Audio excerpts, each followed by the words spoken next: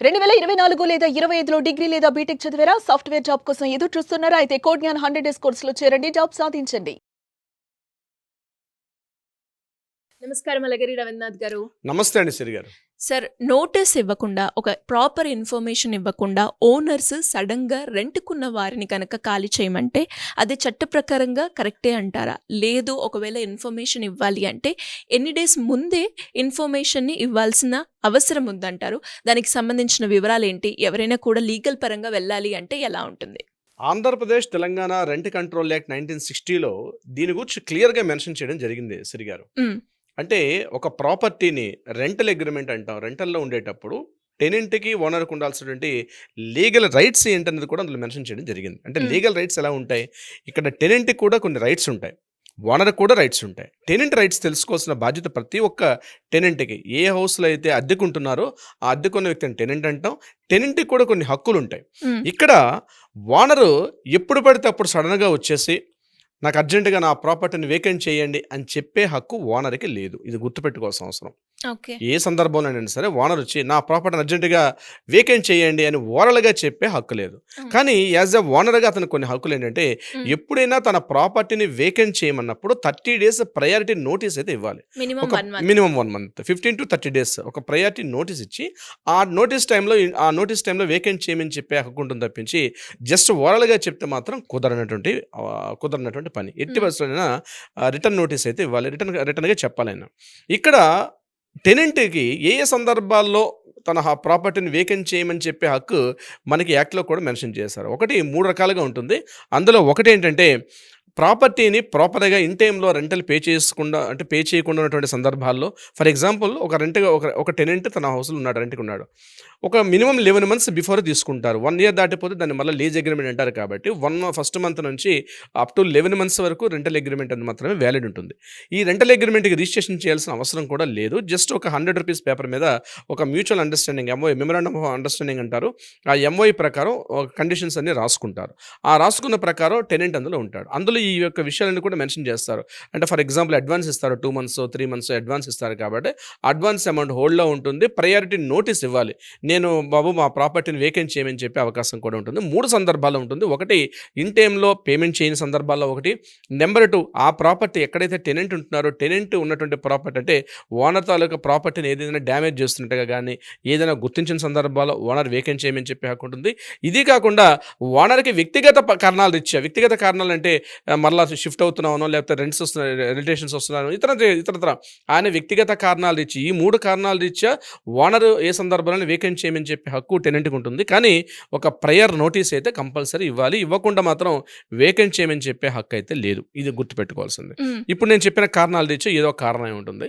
ఇక్కడ ఏదైతే మనం రెంటల్ ఇచ్చి అడ్వాన్స్ పేమెంట్ చేస్తుంటాం కాబట్టి అడ్వాన్స్ పేమెంట్ అన్నది అక్కడ అడ్జస్ట్‌మెంట్ అయిపోతుంది. దానికి తగ్గట్టుగా వేకెంట్ చేయాలి. దిస్ ఈస్ ద రూల్ యాక్చువల్‌గా. సో, ఈ సందర్భాల్లో ఇక్కడ ఓనర్ వేకెంట్ చేయమని ఫోర్స్ చేసేటప్పుడు రెమెడీ ఏంటి? ఎలా చేయాలి? అంటే ప్రతి ఏరియాలో కూడా రెంట్ కంట్రోలర్ బోర్డ్ ఉంటుంది.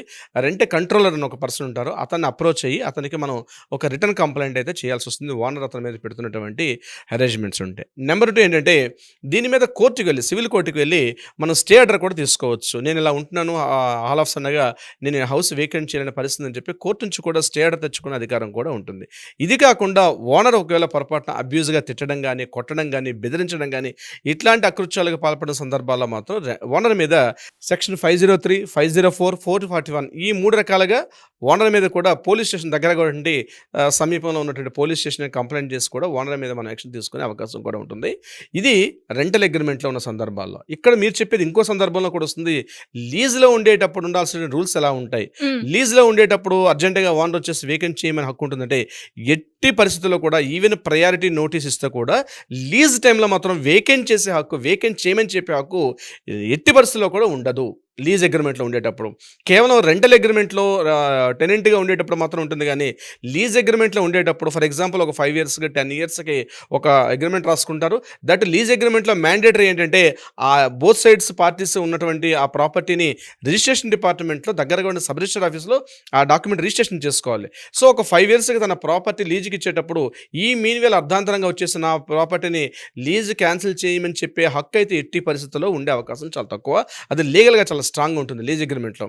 బట్ వేరే రెంటల్ అగ్రిమెంట్లో మాత్రం 30 డేస్ ప్రయారిటీ నోటీస్ ఇచ్చి వేకెంట్ చేయమని చెప్పే అవకాశం ఉంటుంది. అక్కడ డొమెస్టిక్ వాడినా కమర్షియల్గా వాడినా ఏ 2 సందర్భాలు ఎట్లా వాడినా రెంటల్ అగ్రిమెంట్ ప్రకారం 30 డేస్ ప్రయారిటీ నోటీస్ ఇచ్చి వేకెంట్ చేయమని చెప్పాలి తప్పించి జస్ట్ వాళ్ళగా వచ్చి వేకెంట్ చేసేయమని చెప్తే వేకెంట్ చేసే అవకాశం లేదు. ఇప్పుడు నేను చెప్పిన రెమెడీస్ అయితే ఆ టెనెంట్ కూడా ఉంటుంది సిరిగారు. చాలా మంది ఓనర్స్ కూడా అంటే ఆన్లైన్ ట్రాన్సాక్షన్ కావచ్చు లేదంటే చెక్ తీసుకోకుండా డైరెక్ట్ క్యాష్ ఇవ్వమని చెప్తూ ఉంటారు. దానికి గల కారణం ఏంటి సార్? దానికి చాలా కారణాలు ఉంటాయండి సిరిగారు. అంటే ఒకటేంటంటే ప్రాపర్టీ మీద ట్యాక్స్ పే చేయాలి. ఆ సందర్భాల్లో ఏం చేస్తారంటే ఓనర్స్ అక్కడ ఉన్న ఏదైతే ట్రాన్సాక్షన్ ఉంటుందో in between the tenant and ఓనర్కి మధ్య పేమెంట్ ట్రాన్సాక్షన్స్ ఏవైతే ఉంటాయో అక్కడ వైట్ చూపించుకోవాలి కాబట్టి అది ఆన్లైన్లో అది చూపించాలి కాబట్టి అది క్యాష్ ఇవ్వమని చెప్పి టెనెంట్స్కి ఫోర్స్ చేస్తారు చాలా సందర్భాలు. చాలా కొద్దిమంది మాత్రమే ఆ వైట్ పేమెంట్ తీసుకుంటారు. జెన్యున్గా పేమెంట్ ఇవ్వండి సార్ మేము వైట్ చూపించుకోవాలని అడుగుతారు కొంతమంది. కానీ చాలా సందర్భాల్లో టెనెంట్స్కి ఏం ఫోర్స్ చేస్తారంటే మీరు క్యాష్ పేమెంట్ చేయండి తప్పించి ఎట్టి పరిస్థితుల్లో కూడా మీరు ఆన్లైన్ ట్రాన్సాక్షన్ కానీ లేకపోతే చెక్ పేమెంట్ కానీ ఒక డీడీ రూపంలో కానీ ఇట్లాంటివి చేయమని చెప్పి ఫోర్స్ చేయరు. ఇటువంటి సందర్భాల్లో టెనెంట్ మాత్రం గుర్తుపెట్టుకోవాల్సింది ఏదైతే తను ట్రాన్సాక్షన్ చేస్తున్నాడో మ్యాక్సిమం ఏదో ఒక సందర్భాల్లో మాత్రం చూపించే అవకాశం ఉంటే చాలా మంచిది. ఎట్టి పరిస్థితుల్లో ఏదో రకంగా చూపించాలి దాన్ని. ఒకవేళ క్యాష్ ఇచ్చినట్లయితే క్యాష్ రిసిప్ట్ తీసుకోండి, లేకపోతే అట్లీస్ట్ ఏదో ఒక ట్రాన్సాక్షన్ చూపించని తెప్పించి జస్ట్ వేగ్గా సింపుల్గా వెళ్ళి ఆయనకు ఒక క్యాష్ ఇచ్చేసి వచ్చిన తర్వాత రేపు ఇన్ బిట్వీన్ ద టెనెంట్కి ఓనర్కి మధ్య ఏమైనా ప్రాబ్లమ్స్ వచ్చినప్పుడు మాత్రం అప్పుడు లీగల్గా ఆయన దగ్గర ఏం మాట్లాడుకోవడానికి కూడా ఉండదు. అక్కడ ఓనర్ చెప్పిందే అక్కడ పై చేయి అవుతుంది. కానీ ఈరోజు అప్డేట్ ఉన్నటువంటి ఈ సొసైటీలో మనం ఉన్నాం కాబట్టి మ్యాక్సిమం అవకాశం ఉన్నంత మేరకు సార్ కొంత అమౌంట్ మనం వైట్లో చూపిస్తాను, కొంత అమౌంట్ క్యాష్ చూపిస్తానని అట్లా ఏదైనా చూపించే అవకాశం తీసుకోండి. కానీ 100% అమౌంట్ నేను క్యాష్లోనే పేమెంట్ చేస్తాను అనుకున్న సందర్భాల్లో మాత్రం దయచేసి మీరు ఆ ప్రాపర్టీ విడిచిపెట్టి వేరే ప్రాపర్టీ చూసుకోవడం బెటరు. ఎందుకంటే ఇన్ ఫ్యూచర్లో మీకు ఏదైనా ప్రాబ్లమ్స్ వచ్చాయనుకోండి ఓనర్తో మీకు వచ్చేటప్పుడు మీ దగ్గర ఎటువంటి ఎవిడెన్స్ కూడా ఉండే అవకాశం ఉంటుంది. ఇంకా ప్రాపర్టీ ఓనర్ పూర్తిగా దౌర్జన్యంగా ఇమ్మీడియట్గా ఇప్పుడు మీరు స్టార్టింగ్లో చెప్పినట్టు మీరు ఏ క్షణమైనా వెళ్ళిపోమని చెప్పి వాడు ఒక రోజు ముందు కూడా మీకు ఫోన్ చేసేసి ఇమ్మీడియట్గా నా ప్రాపర్టీ వేకెంట్ చేయమని చెప్పి కూడా హక్కులు కూడా ఉంటాయి. ఇటీవల మాకు ఆ కేసులు కూడా ఒక 2 కేసెస్ కూడా ఇది రిలేటెడ్ మాకు వచ్చాయి. వాళ్ళు ఏంటంటే ఆల్రెడీ ఎప్పటి నుంచి ఉన్నారు 5 years నుంచి ఉన్నారు. ఆ ప్రతి ట్రాన్సాక్షన్ కూడా వాళ్ళు క్యాష్ పేమెంట్ చేస్తున్నారు. దాని అడ్వాంటేజ్ తీసుకుని ఓనర్ ఏం చేస్తారంటే పక్క వేరే వాళ్ళు ఎక్కువ రెంట్కి ఇస్తున్నారు, మీరు ఆ రెంట్ ఇస్తారా ఇవ్వరా అంటే ఎక్కడ కూడా వాళ్ళిద్దరి మధ్య ఒక మ్యూచువల్గా ఒక అగ్రిమెంట్ అయితే ఎంఓఈ లేదు. లేనప్పుడు ఏ సందర్భాలు ఏం చేస్తారంటే సార్ వేరే వాళ్ళు వస్తున్నారు నాకు ఇమ్మీడియట్గా ఈ మంత్ 2 monthsకి రెంట్ పెంచుకుంటూ పోతున్నాడు ఆయన. సో ఈ రెంట్ నాకు ఎక్కువ కావాలి, ఆ రెంట్ మీరు ఇవ్వకపోతే ఇమ్మీడియట్గా వేకెంట్ చేయండి వేరే వాళ్ళు వస్తున్నారని చెప్పి ఓవరాల్ కమిట్మెంట్ అక్కడ ఎక్కడ కూడా పేమెంట్ చేస్తున్నారు. ఎవ్రీ మంత్ ఇన్ టైంలో రెంటల్ పే చేస్తున్నారు. కానీ వాళ్ళ మధ్య ఒక ఎంఓఈ కానీ ఒక సాలిడ్ అగ్రిమెంట్ రిటర్న్ డాక్యుమెంట్ లేకపోవడం వల్ల ఓనర్ చెప్పిందే రాజ్యం అవుతుంది. ఇలాంటి సందర్భాల్లో ఎంత మంచి ప్రాపర్టీ అయినా మీరు ఆన్లైన్లో పేమెంట్స్ కానీ వైట్ అమౌంట్ చూపించుకోకుండా క్యాష్ పేమెంట్ చేసేటప్పుడు ఫ్యూచర్లో మీరే ఓనర్ నుంచి ఇబ్బందులు పడే అవకాశం కూడా ఉంటుంది. ఇది కూడా మీరు గుర్తుంచుకోవాల్సిన అవసరం కూడా ఉంటుంది సిరిగారు.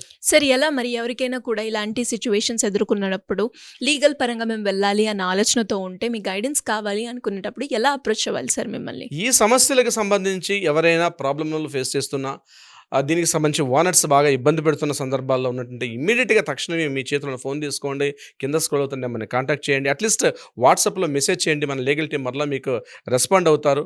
తొందరగా మీకు సలహా సంప్రదింపులే కాకుండా న్యాయపరంగా ఏదైనా వివాదం పరిష్కారం కావాలంటే కూడా ఆ దిశగా కూడా ప్రయత్నం చేస్తారు. బట్ గుర్తుపెట్టుకోండి, prior appointment is very most important. Thank you sir. Thank you so much. Thank you so much సిరిగారు. సుమన్ టీవీలో మీ పర్సనల్ అండ్ బిజినెస్ ప్రమోషన్స్ కోసం కింది నెంబర్కి కాంటాక్ట్ చేయండి.